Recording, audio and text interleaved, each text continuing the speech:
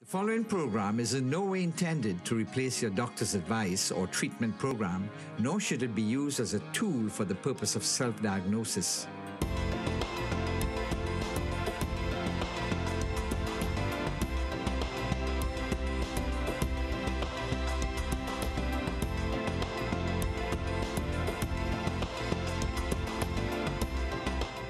Well, welcome to Your Health, Your Choice. And today we are you're looking at a pre-recorded program again. Soon, maybe back in when we get to February, we will start doing the live programs. So I tell you that at the outstart because, of course, when we're doing a live program, you can ring in and ask your questions. But today, this program is pre-recorded, and this program will play for the next week or two. Now, over the last 2 weeks, we have been playing a program on addictions. And this program is entitled Your Health, Your Choice. And that's very intentional because your health is indeed your choice. And in fact, even at the church I lead, we have been talking about making wise choices. And as we have come into 2018, I've been challenging people I talk to at our church, when I do my clinics, wherever I go, that the choices you make today will influence the outcomes of your life for the rest of this year and maybe for years to come. Now, you know, some people simply don't understand that. They make poor choices and then we play the blame game. And the reason I'm introducing the program today like this is that we're going to be talking about sexually transmitted diseases. Now, last year, around this time, we did a program on this. And by the way, my dear wife, Linda, is not with me again today. She's on a working holiday, and hopefully she'll be back by the next program. So we're going to talk about sexually transmitted diseases. So I'm just going to give a little warning. If you have very young kids, you may want to... it might be some of the things I talk about is not graphic. So I wouldn't say we're going to show any graphic images or anything, but it's fairly explicit about sex education, things like that. So if you think your young kids are not prepared for this program, then you may just want to turn off and tune back in for the next program on the station. So I just felt I needed to give that a little heads up, as it were. So, we're in the carnival season. And of course, you know, we say carnival is our culture. And I have a little bit of a challenge with that, in that I would say certain aspects of carnival I'm very proud of, especially having lived in the UK 15 years. You know, when we heard the steel pan or heard calypso, good old calypso, kaiso, I would be very proud and say I'm a Trinity to the bone, and I'm proud of our culture. Unfortunately, we need to be honest about what happens at carnival time. You know, just about a week or two ago, some of my family members were trying to get me to go to one of their school carnival fetes, as they call it, and they were trying to get my daughter to go to, and I said to her, she's 18, I said, you make your decision. And you know, the kind of thing was, well, unless you come to these fetes, you're not enjoying life. You have not experienced life. Well, can I just say to you that there are certain aspects of carnival that is really wonderful, creative, but there are other aspects of carnival that is very negative. And you know, we hold a very strong position on that. In fact, I would say to our church and our young people, you make your decision whether you want to go to any of the carnival productions, etc. But you know, very often we live in denial. You know, and unless you come out of denial, you cannot deal with a problem. I would suggest to you, there are things that we do at carnival time that we will not do at any other time of the year. The way we dress at carnival time, we would not dress at any other time of the year. Just think about it. You know, in the old days, costumes would be, and still some carnival costumes are very creative, but now it seems the less the better.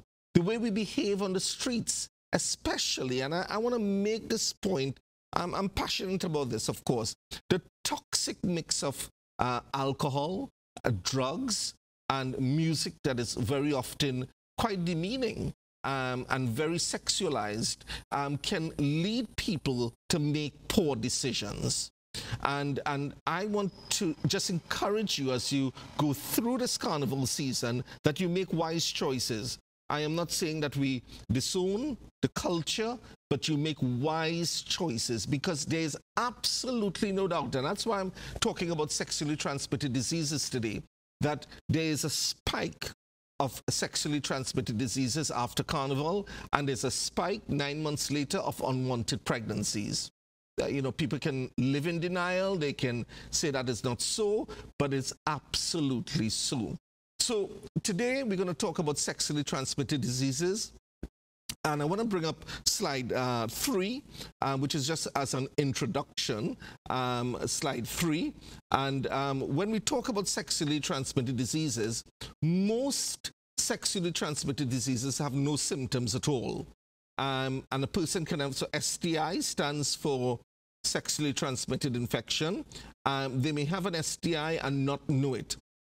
And therefore you would be a greater risk of getting a sexually transmitted disease that doesn't cause any symptoms. So we can just come off that slide and just talk about that for a minute. So one of the things, and of course, you know, I'm a community diabetologist, so this is stepping out of my comfort zone. But of course, I did family medicine for many years before I launched into diabetes as a subspecialty area. And this would be an area that we had to deal with. And in my internship period when I worked at Port of Spain Hospital, we also spent some time in the STI clinic at just around Queen's Park, Savannah, and we would see lots of people coming in for treatment. So one of the things that you need to remember is that many sexually transmitted diseases are silent. And therefore, if you don't know you have an STI, you are less likely to be careful when you have intimate relationships, and you're less likely to be treated. Now, of course, some sexually transmitted diseases are less dangerous than others, and we'll go through that. But one of the things that you need to remember is that very often people are asymptomatic. No symptoms at all, and you may be carrying a sexually transmitted disease. And you know, I just want to say very quickly at this point that there are some STIs that can lead to things like infertility. So you may have had a sexually transmitted disease years ago, and it was not treated, and it could lead to what we call PID, pelvic inflammatory disease, which leads to chronic infections, especially of the fallopian tubes, and very chronic lower abdominal pain. Many women come in and they have chronic lower abdominal pain, chronic infections, infertility, and it's due to an STI that they had many years ago. Now, I'm going to show a short clip at this point just to give a general introduction to STIs, and then we'll come back and talk a little bit more.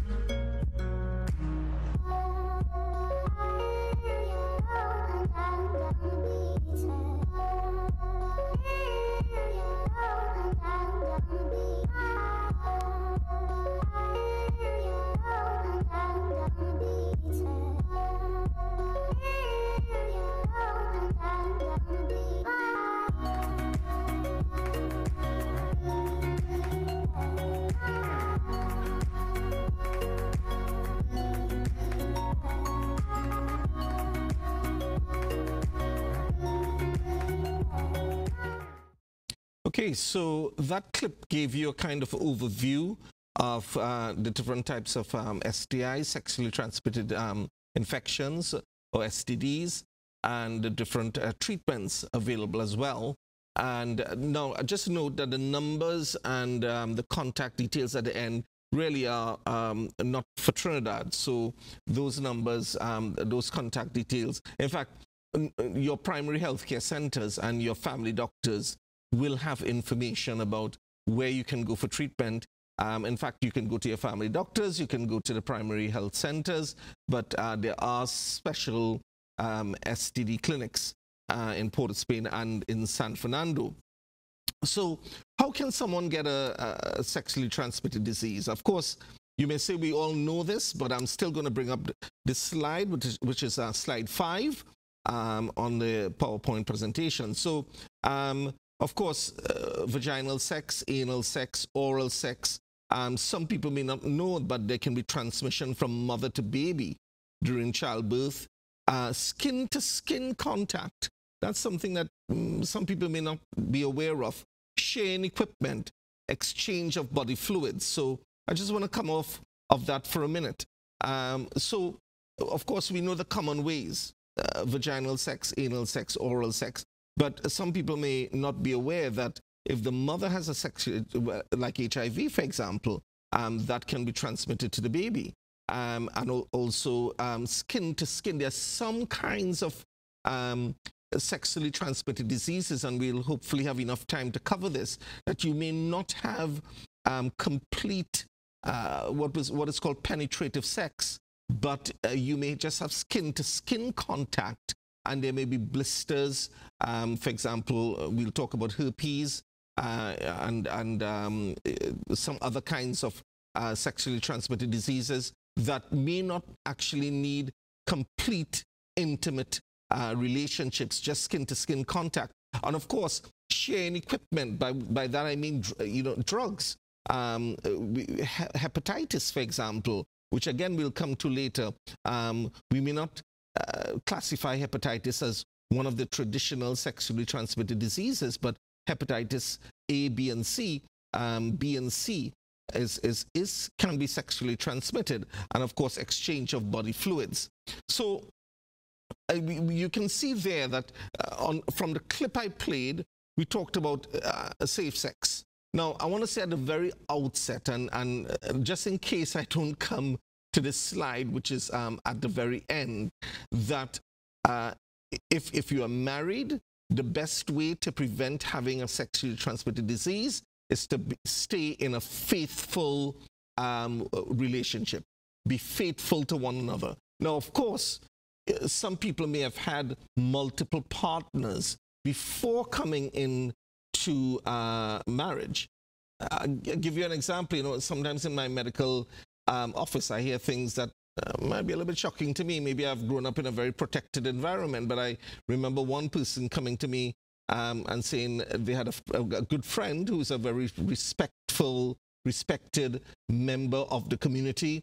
But during carnival period, that woman would have 10 or 15 different sexual partners during the carnival period.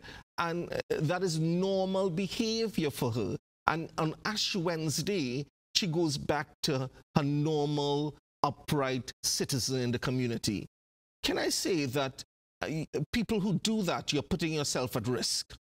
And I want to come back to the fact that, especially for our young people, our teenagers, of course, from what is happening now is from primary and secondary schools, they all have their carnival celebrations and they have their bands and parades, etc., which, I'm not saying there's anything wrong with that.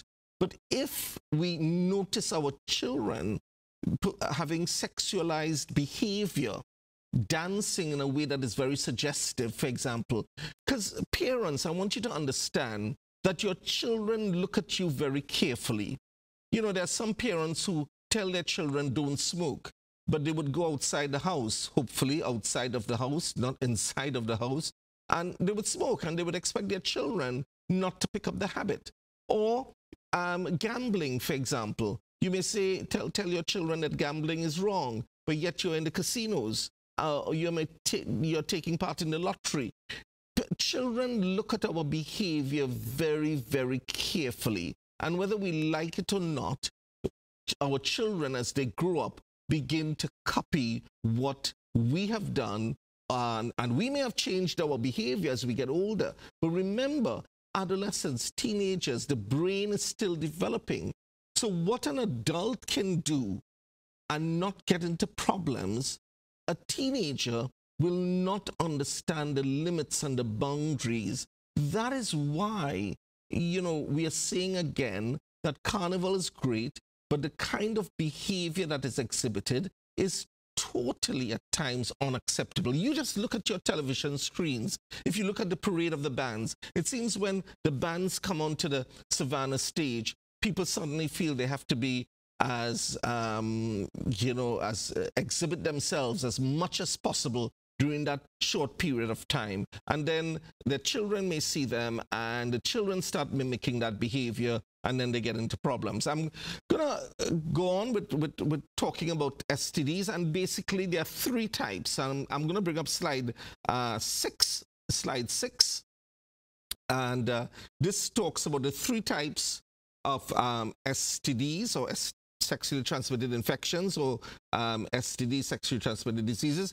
They can be divided into bacterial, parasitic, and viral. So there are three different types of sexually transmitted diseases: bacterial, parasitic, and viral. And so we'll just come off that for a minute, and we're going to break that down, and we're going to talk about the bacterial sexually transmitted diseases, because in a way, the sexually transmitted diseases that are bacterial are probably the easiest to treat.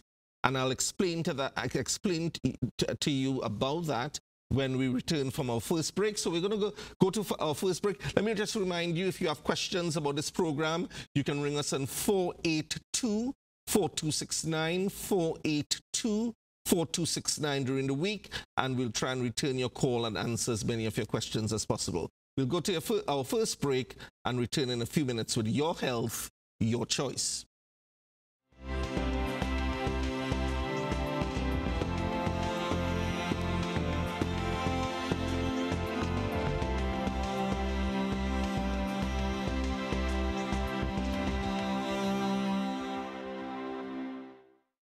We supply all sizes in digital, outdoor, and indoor signage, both sales and rentals. Be seen with huge, clean, and crisp screens from the Creation Group. Think ahead, stay ahead with the Creation Group of companies, located at 2A Arapita Avenue, Woodbrook. We are taking you to higher heights in 2018. Yes, that's right. Cloud9 is going live at 5. The show that makes you smile will have you smiling even more as we're coming to you from 5 p.m. Mondays to Fridays right here on HCTN The Voice. Get ready for liftoff.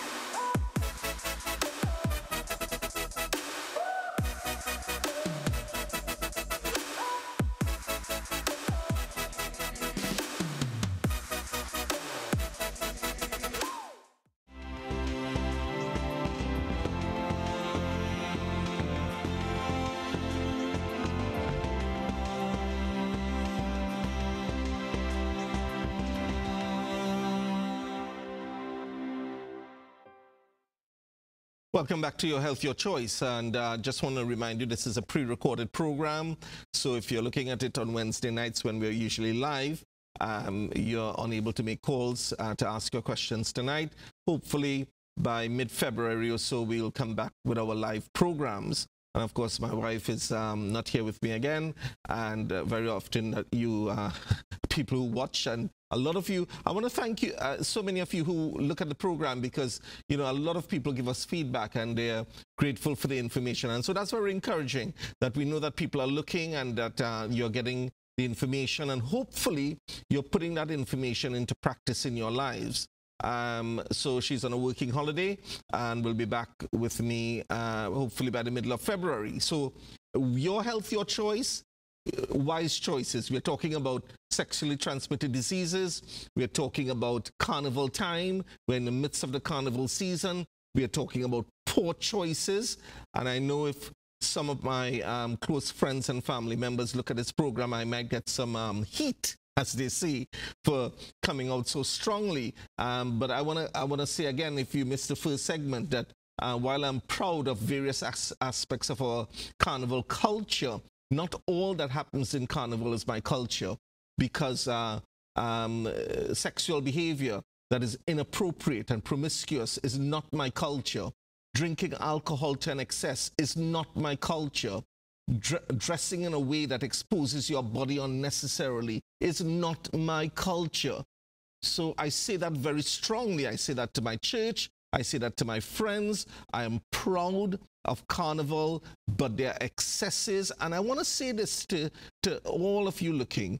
People live in denial. We live in denial over our health. And I want to encourage those of you who want to be healthy. You need to be eating healthily. You need to be exercising. In fact, at our church, the Anaposis Chapel, we have recently started a fitness class. And I'm very much, as the pastor of the church, involved with the fitness class. And it's already having an impact. I feel a lot more healthy as a result of making the choice to exercise and to eat healthily. And it's similar with carnival. You may get involved with certain aspects that are acceptable, but when we talk about behavior, things that people simply will not do for the rest of the year, it becomes acceptable at carnival time. Well, not for me. I would say very clearly that our behavior needs to be consistent right through the year. So we're talking about bacterial sexually transmitted diseases, and the first one I wanted to touch on was chlamydia. And chlamydia is one of the most common bacterial sexually transmitted diseases, and it's of course passed on by having unprotected oral, anal, or vaginal sex. Of course, condoms can prevent the passage of this bacteria, but the thing that is really very concerning is that chlamydia is often, there are no symptoms at all. So I just want to bring up this slide, slide 9. We're going to bring up slide 9. And most people with chlamydia have no symptoms. The infection, however, the good news is that chlamydia can be cured with a single dose of antibiotics, and a person can get the infection again, so their partners should be tested. Remember, chlamydia is curable. So we'll just come off that slide for a minute. And the reason I emphasize that chlamydia is curable, there are some other types of sexually transmitted diseases, especially the viral transmitted diseases like genital herpes, for example. And I'm mentioning these, although I will come to slides hopefully if we have time. But genital herpes is not curable. It may go dormant, but it can reoccur, and you can get the blisters associated with it. So we're saying that chlamydia is asymptomatic, and that's part of the problem, that if you're not tested for chlamydia, you may be incubating this bacteria for years, and especially females, you can end up getting infections of the fallopian tubes. You can get chronic PID. PID is pelvic inflammatory disease, and that can result in infertility. And so therefore, chlamydia, while very easy to treat, can result in long-term problems. But you may have some symptoms. So in males, you may have itching of the penis. You may have pain while urinating, discharge from the penis. Similarly, in females, there might be burning, a vaginal discharge. but very often that is not the common way. You very often have no symptoms at all.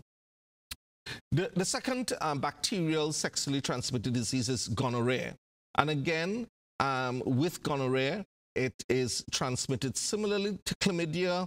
Condoms can help prevent the transmission of diseases.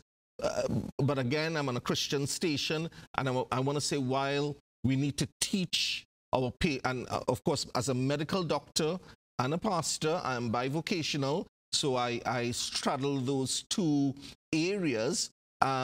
So as a medical doctor, I need to advise my patients to use safe methods, condoms, etc. But the best way to prevent these sexually transmitted diseases, and I want to say this again, you know, make sure that I make this statement, is if you're married, you stay in a faithful relationship. And I didn't say this earlier on, but abstinence, yes, that good old word, not a popular word, because, you know, we think that our young people will be sexually active.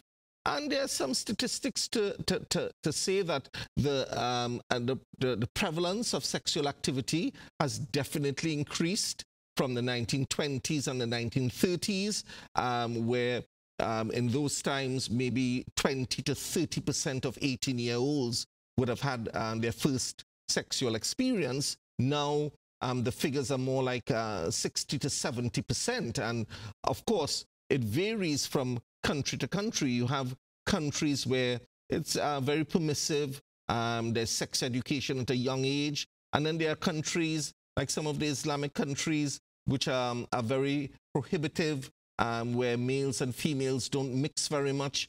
And the statistics we have would suggest that at both those extreme ends, that sexual activity, well, at least unplanned pregnancies. Now, so let me just say this, that in very permissive societies, young people might be sexually active, but they have been taught properly how to prevent sexually transmitted diseases and how to prevent unwanted pregnancies. Whereas in societies that are at the other end, people are probably more abstinent.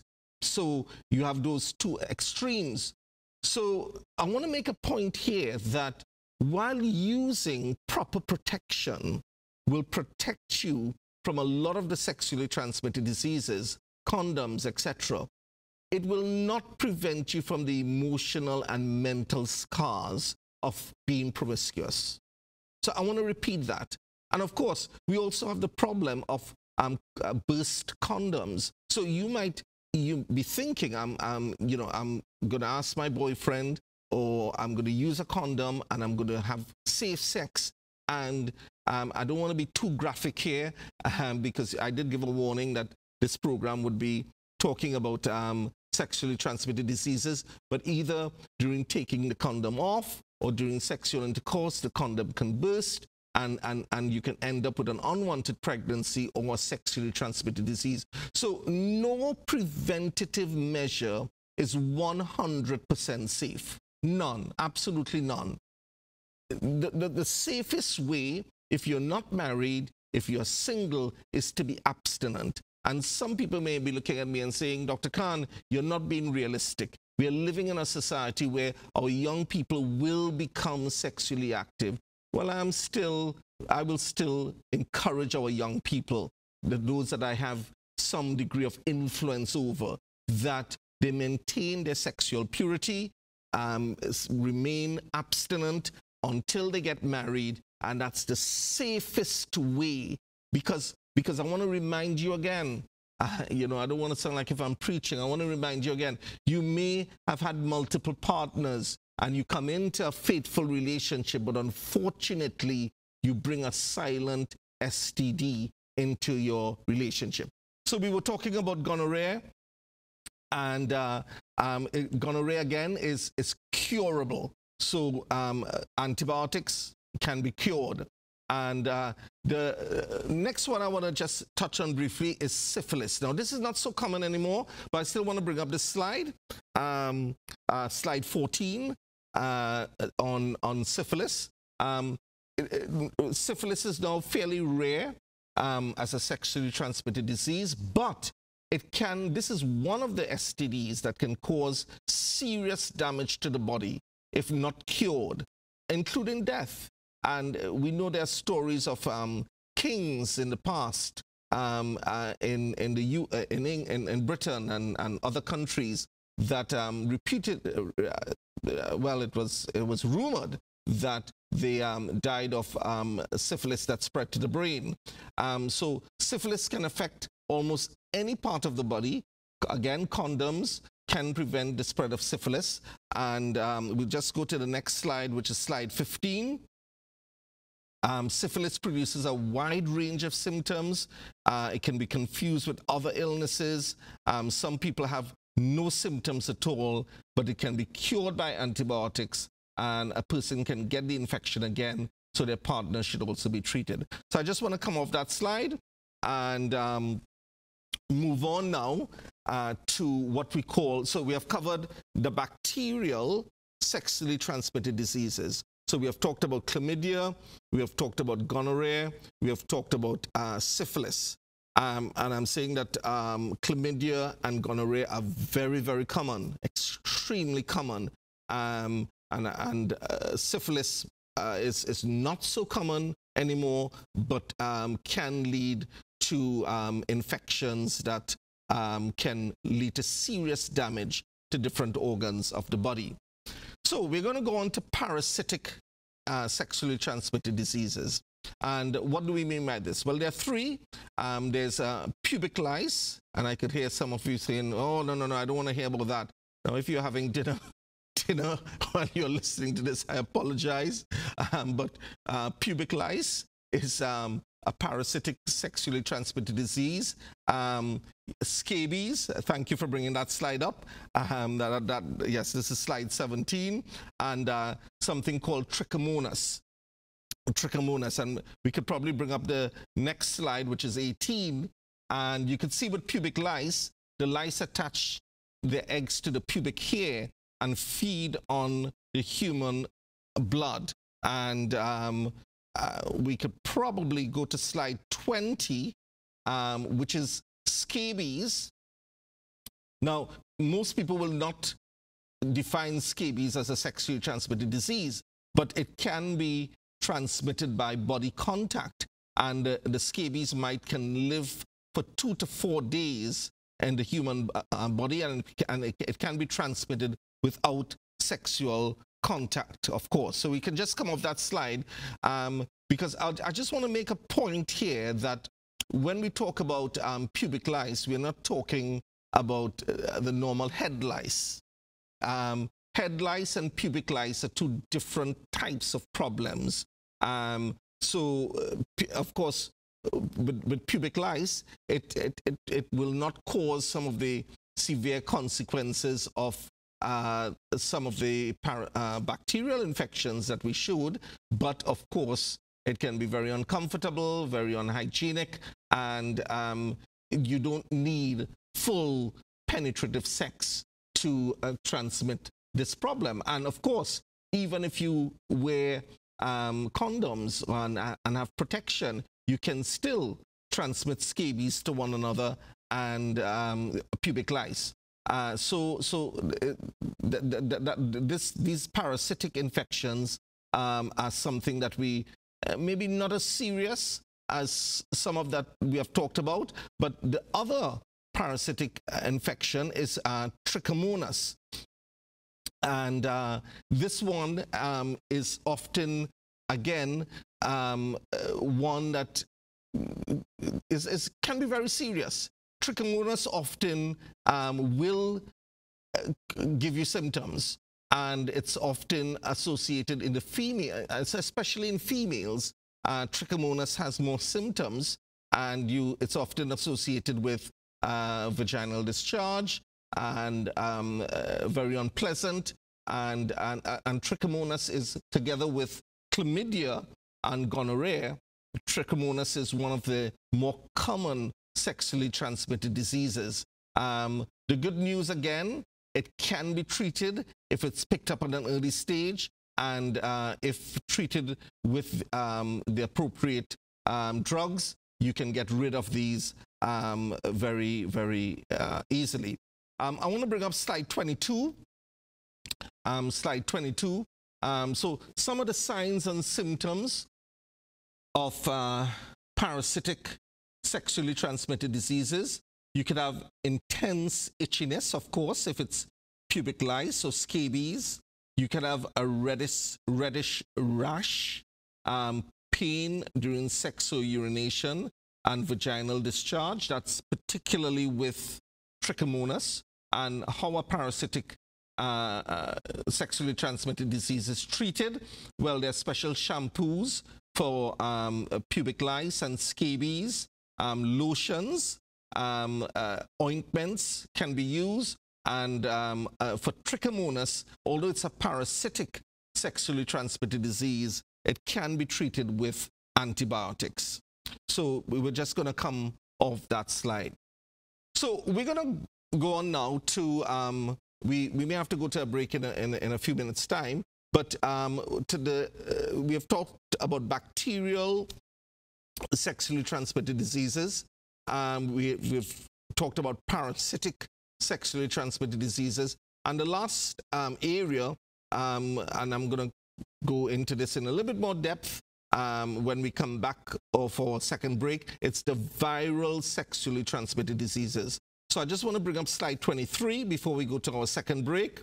So there are 4 different viral sexually transmitted diseases. There's the human papillomavirus, and this is quite serious actually, herpes, hepatitis, and HIV/AIDS. And so I'm just going to come off that. When we come back from our second break, I'm going to go into this in a little bit more detail, because this is the category that's most difficult to treat. While bacterial and parasitic sexually transmitted diseases can be very unpleasant, and of course, if not picked up early, can lead into long-term problems, the viral sexually transmitted diseases, in my opinion, are often the ones that are most dangerous. We're going to go to our second break, but let me remind you again, you can ring us on 482-4269, 482-4269 during the week if you have questions about this program or general medical questions, especially about diabetes, hypertension, hyperlipidemia, heart disease, and we'll try and return your calls.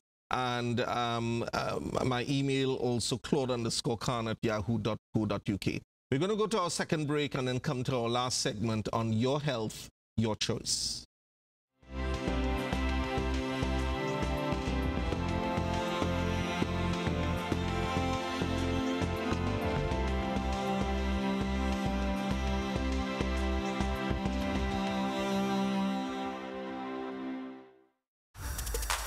We are taking you to higher heights in 2018. Yes, that's right. Cloud9 is going live at 5. The show that makes you smile will have you smiling even more as we're coming to you from 5 p.m. Mondays to Fridays right here on HCTN The Voice. Get ready for liftoff.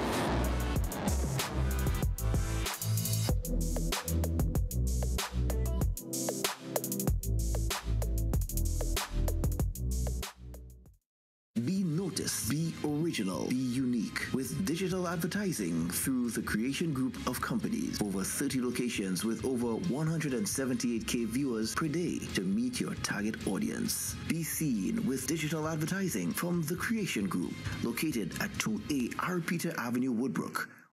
So if you want to live behind walls all your life and live an isolated, lonely, miserable life, go ahead. But I suggest that you tear down all your walls and let God be a wall of protection about you. And he says all of your walls will be called peace.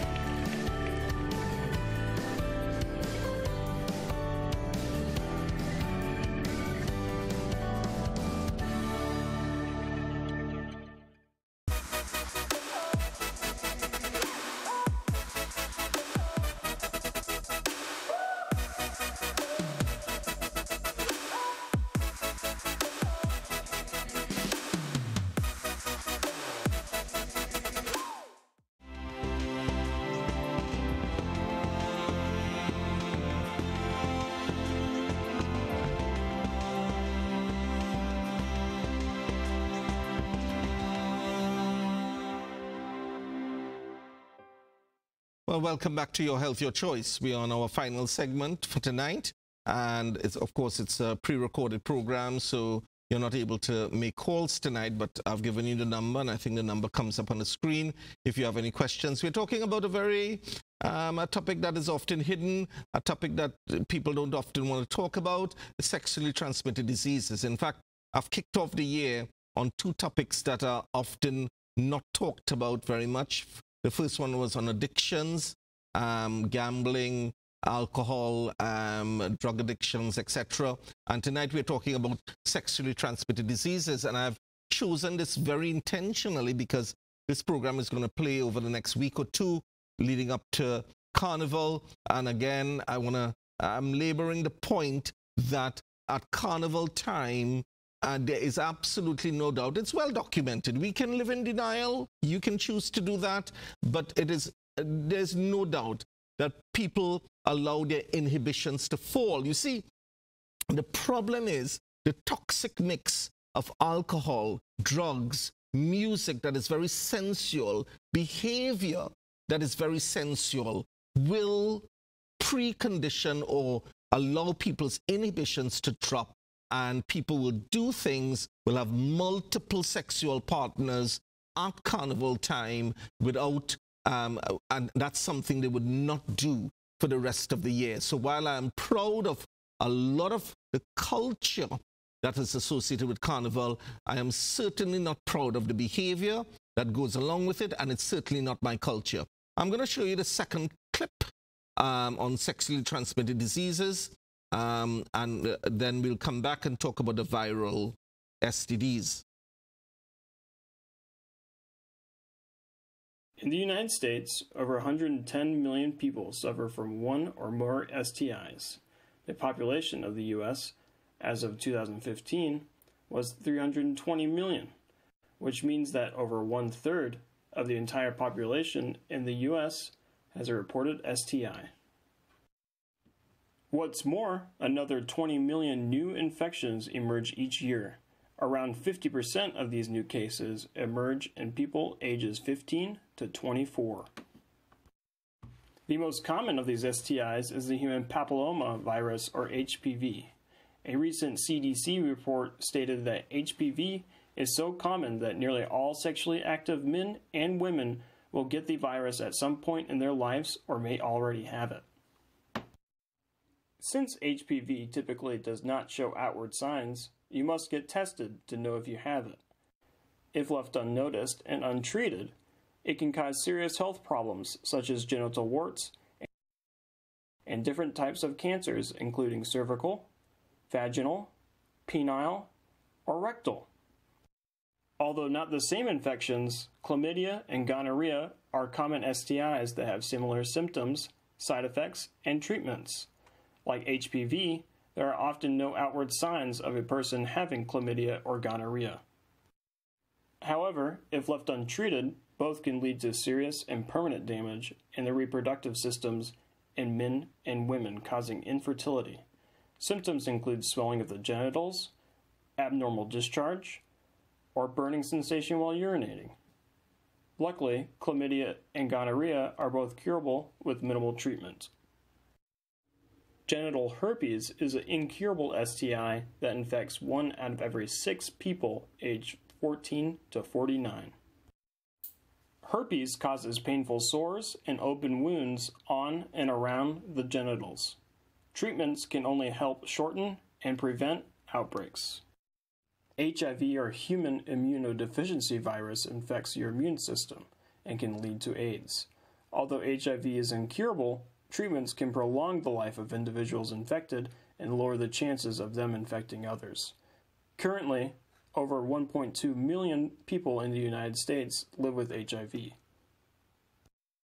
Around 13% of those individuals do not know they are infected. Avoiding and preventing these and other STIs can be easy and fun with the use of condoms. In fact, a recent study found that ratings of sex with and without condoms were equally high, meaning that both men and women found safe sex just as pleasurable as unprotected sex. Individuals who have had issues with condoms breaking or slipping off during intercourse may want to consider shopping around for different brands and sizes of condoms that may fit them better. Half as many breakages occur during intercourse when condoms are fitted properly. There are a variety of colors, flavors, textures, and sizes of condoms available to help find what works for you.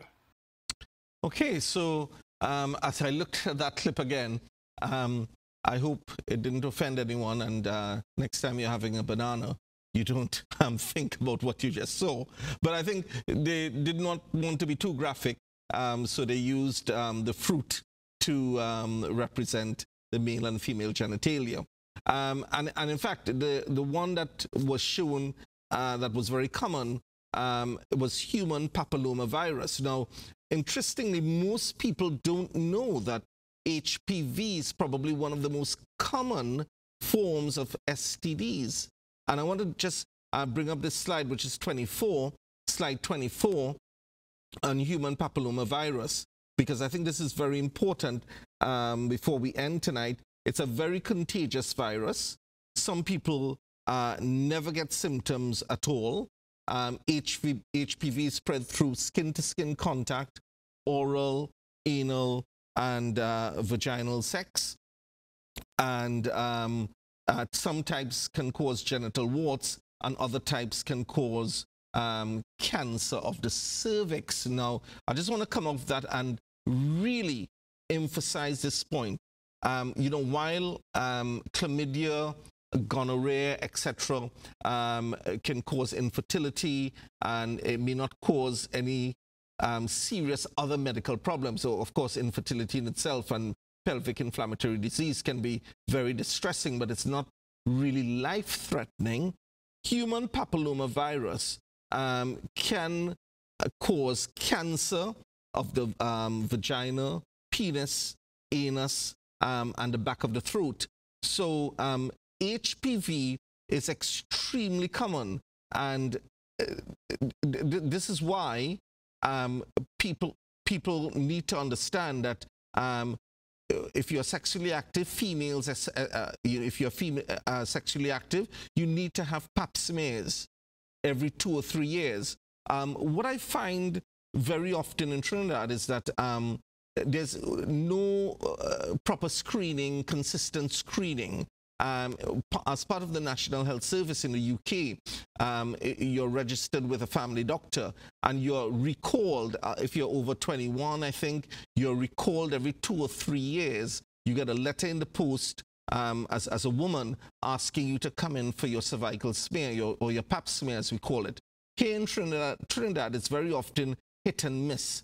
And remember, when you do a pap smear, you're looking for different things. You're looking for infections, any abnormal cells on the cervix, but you're also looking for HPV. Now, one of the important points that was brought up on the slides is that HPV is so common that many people, and I was a little bit shocked when they said that most people who have been sexually active may have had HPV at some point in their life. The reason why that may be the case is that most people's immune system would be able to fight off HPV, but there are few people who get human papillomavirus and the body's not able to fight it off.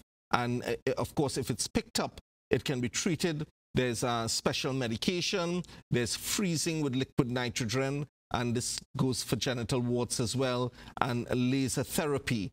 And of course, we talked about ways, abstinence and etc. can be, and condom use, etc. can be used to avoid this. I want to go on quickly to genital herpes.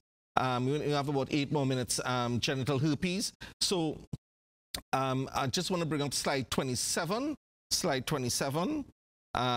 And so genital herpes is caused by, this is the herpes simplex virus. Now, this is a different, there's HSV 1 and 3, and this is not the cold sores that people get around the mouth. So I want to just be very clear about this, that people have cold sores, as we call it, and it is a herpes virus, but it's not the sexually transmitted one.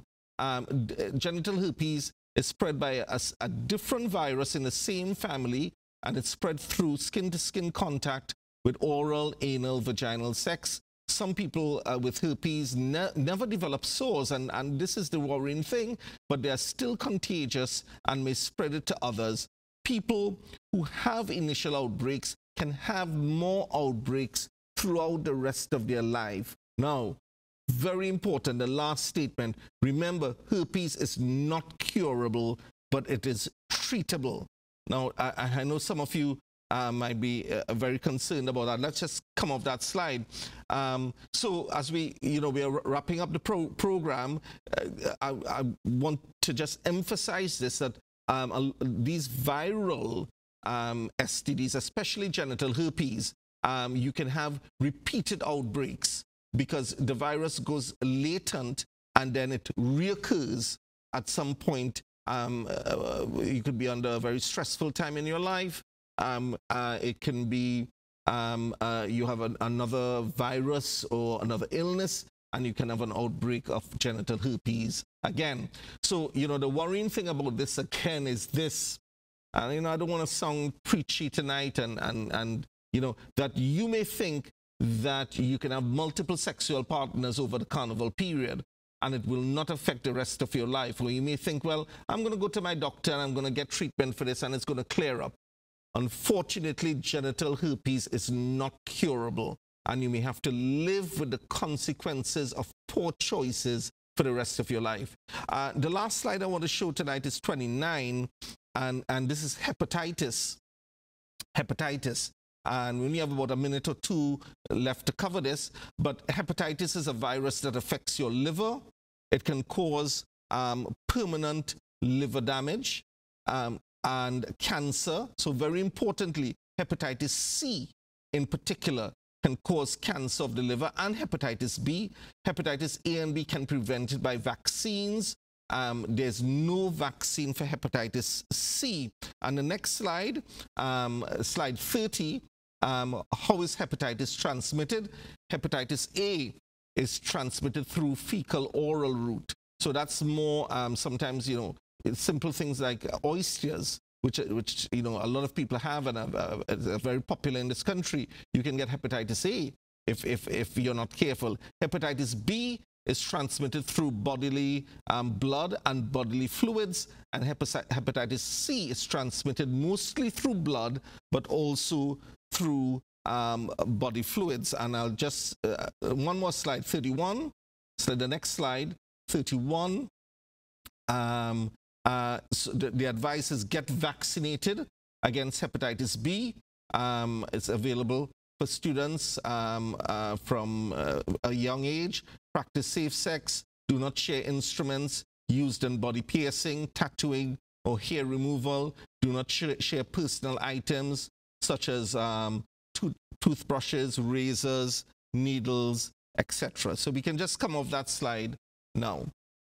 So we have covered the three types or the three categories tonight of STDs. I hope I've not shocked anyone, but as we close up this program tonight, and as you have choices to make over the next few weeks, remember that STDs, sexually transmitted diseases, are very widespread, and you may think that it is only spread by penetrative sex, but what I've shown here is that it can be spread through just body-to-body contact, some types. So you have, just recapping, you have the bacterial STDs, which is very treatable, bacterial, parasitic, and viral. And of course, we could just come off that slide. The bacterial, chlamydia and gonorrhea, treatable with a course of antibiotics. But when we come to the viral STDs, you may have to live with that for the rest of your life. The parasitic STDs can be treated as well. So, as I close off tonight, I was going to end up with a slide, but I can just say this to you again, that the best way to prevent STDs is to be in a faithful relationship with one person, and if you're single, that you be abstinent until you're married. Now, you may say that's, you're a pastor as well and you're on a Christian station, but you'll find that more and more people who are atheists or who do not have a religious faith, they're beginning to understand that what we've been saying for years holds very good weight, that abstinence programs are successful if taught properly, and we want to propagate that very, very clearly on this program. We'll come back live in a few weeks' time, but this program will play for the next 2 weeks, Wednesday nights at 8, Thursdays at 1 p.m. and Sunday nights at 7 p.m. As I end tonight, I want to put on my pastoral hat. And again, let me just encourage you, you can ring on 482-4269, 482-4269, or you can have a look at our Facebook site, the Trinidad and Tobago Anaposis Center, or our website, www.anaposiscommunity.com. That's a site for the holistic approach to healthcare that we use. So we have the medical side, the church, and as well as the teaching site, Lingua Linda. As I end tonight, we're in the process at our church, the Anaposis Chapel, of doing a series called What on Earth Have I Been Created For? Why am I here? And I will just, in 30 seconds, I just want to tell you that if you understand that God created you to love you, now listen to that carefully. You were not created primarily to love God. God created you to love you in spite of your weaknesses, in spite of your failures. John 3:16 says, "For God so loved the world that he gave his only begotten Son, that whosoever believes on him shall not perish, but have everlasting life." That's the key central verse in the Bible. God so loved the world. So as I end tonight, can I leave you with the good news? You don't have to get your self-esteem from other people. You get your self-esteem from your relationship with God.